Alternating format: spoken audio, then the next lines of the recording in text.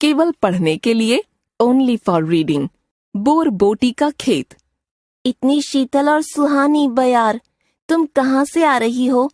कुछ पल हमारे पास बैठो, कुछ वहाँ की सुनाओ। मैं बहुत दूर पूर्व दिशा से बहती आ रही हूँ।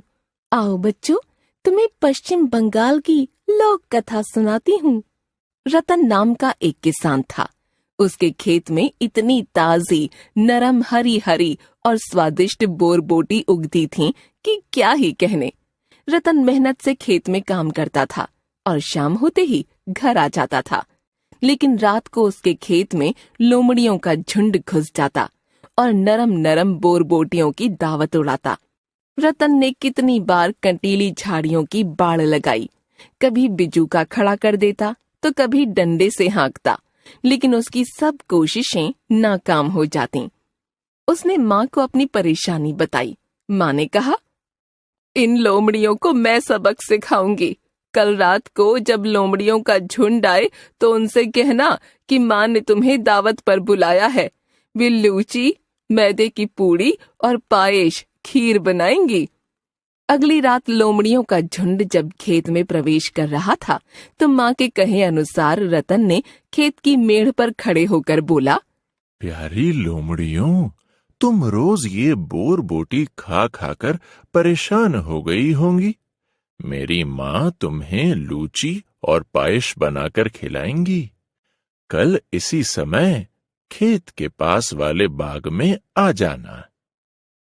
लोमड़ियां रतन की माँ की दावत के न्योते की बात सुनकर खुशी से फूली न समाईं। बेसब्री से लूची और पायेश की दावत खाने का इंतजार करने लगीं। अगले दिन माँ ने खीर बनाई, खूब सारे मिट्टी के घड़ों में लूची और पायेश रख दी। प्रत्येक घड़े को रस्सी के साथ एक एक पेड़ से बांध दिया। रात होते ही लोमड़ियों का झुंड खेत के पास वाले बाग पर पहुंच गया। लूची और पायेश की महक से लोमड़ियों के मुंह में पानी आ रहा था।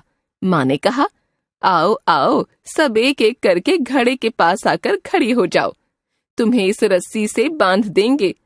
नेत्री लोमड़ी के कान खड़े हो गए और बोली, ऐसा क्यों? माँ ने कहा, लूची और पायेश ऐसे ही खाया जाता है, तुम्हारे हिलने डुलने से घड़े टूट भी सकते हैं। सब माँ की बातों में आ गईं, क्योंकि लूची और पायेश जो खानी थी। वे सब एक एक घड़े के पास जा खड़ी हुईं। माँ और रतन ने बिना समय गंवाए सबको रस्सी से बांधना शुरू कर दिया। लोमड़ियां तो दावत खाने में मस्त थीं। जब वे खा चुकीं तो आग्रह करने लगीं कि अब हमें खोल दो। इस पर माँ बोली, तुमने खूब बोरबोटियां खाई हैं, हमें बहुत परेशान किया है, अब तुम्हें इसकी सजा मिलेगी। हमें क्षमा कर दो, अपनी गलती सुधारने के लिए हमें जो भी करना होगा हम करने को तैयार हैं। आज से हमारे खेत की रखवाली करनी होगी, बोलो मंजूर है? लोमड़ियों ने बात मान ली। तब से वे रतन के खेत की रखवाली करने लगीं। रतन का खेत अब सुरक्षित था।